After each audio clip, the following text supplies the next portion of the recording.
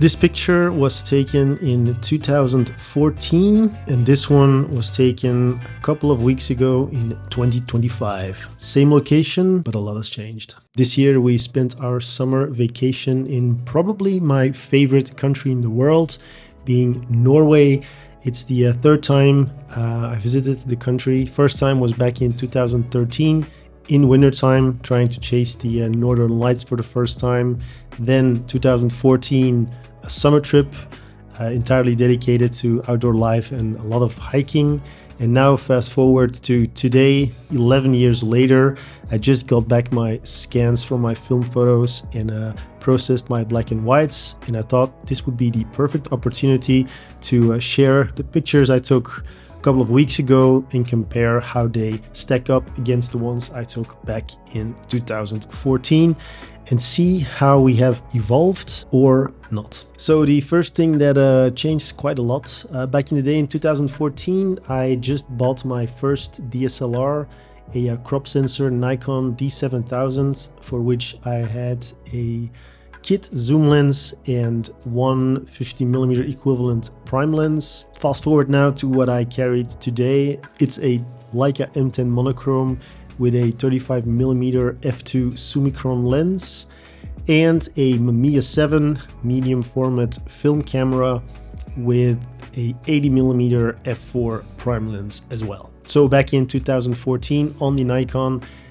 99% of the cases I just shot color images, and now I clearly have a preference for shooting both black and white and color, and I even have two cameras dedicated to one of the two. So I have a clear intent of when I want to shoot monochrome and when I want to shoot color. Another big change over that 10-year period, I have a 5-year-old son now. So back in the day, we were primarily focused on epic hikes, while now the locations and activities are a bit more family friendly. So the subject matter has changed a little bit, but it doesn't make photography less fun by any means. And now, of course, the big one, how has my photography changed over that 10-year span? To do that, I would like to focus on three big buckets when it comes to travel photography: landscape photography, portraits, architecture. So let's look a bit at landscape photography. I think the biggest difference between 2014 and 2025 is the fact that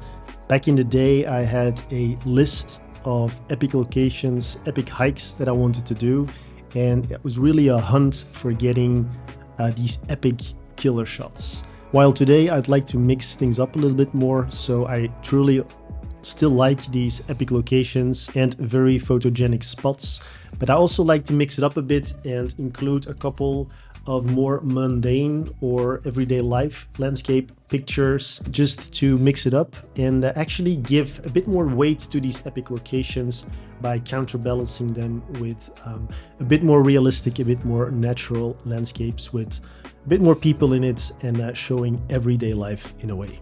Now for landscapes, I do have a direct comparison that we can draw, because we did one of the hikes we did back in 2014, we redid in 2025, the epic Pulpit Rock hike. And a couple of things that stand out to me when I compare images from both times we did it. In 2014, I had a zoom lens with me, and for some reason I took quite a lot of ultra zoomed in shots, thinking that they were quite epic. But the thing that they lack the most is the fact that you don't have any context. They are so zoomed in that it doesn't really tell a story or give some information to the viewer at what you're actually looking at. Fast forward to 2025, and because of course I have relatively wide primes on me, I have more of the establishing shots where you see Pulpit Rock within the context, and that helps a lot in providing a bit of scale and some added epicness to the actual location.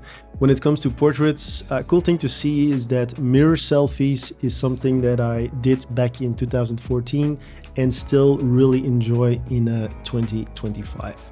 I think it's a very cool way for photographers to include themselves in the picture, oftentimes easily forgotten. One of the things that changed when it comes to portraiture a lot is back in the day I was really into learning about more classical portraiture and different lighting techniques. And Together with my girlfriend, we would often almost do like these mini photo shoots and get these more stylized, more classical portraits. While today, the thing that I favor more is everyday candid moments, preferably someone doing something in the middle of the action, and trying to go for these more genuine moments. My girlfriend also brought a 35mm point and shoot film camera and tried to get those portraits that can serve as very good memories. And then the last bucket, back in 2014, I was interested in architecture, and occasionally I tried a couple of more abstract shots, but this is definitely something that has grown over the years, at a point where in 2025 I actually planned a couple of locations specifically for buildings that have great architecture. For example, we went to Kistefos, just north of Oslo. They have this super cool spiraling bridge that also serves as a gallery, super cool to photograph. And also in Kristiansand we went to Kunstsilo, a museum that also has great architecture. Also for this segment I do have a direct comparison, being the Opera House in Oslo. And biggest thing here is basically the same as what I saw in the landscape shots, and it was my preference for more zoomed in detail shots. While today I try to mix it up a bit. I'm definitely a big fan of the establishing shots, trying to get the big picture, and then focus more on small design elements of the buildings. And I also like to include some people in the shots, introduce a little bit of action, and focus more on the abstract nature of the buildings. Very nice example of this is an idea I had when walking around, and when looking straight down you saw the pattern of the floor. I saw a couple of kids running around, and I thought it was a very cool idea to isolate one subject, use a little bit of motion blur, and create this more abstract image. And then the last big change between then and now is the fact that I try to bring everything together in a video like this for YouTube, a nice blend of video and photography with a little bit of music. So without further ado, let's look at the highlights of the 2025 photo set.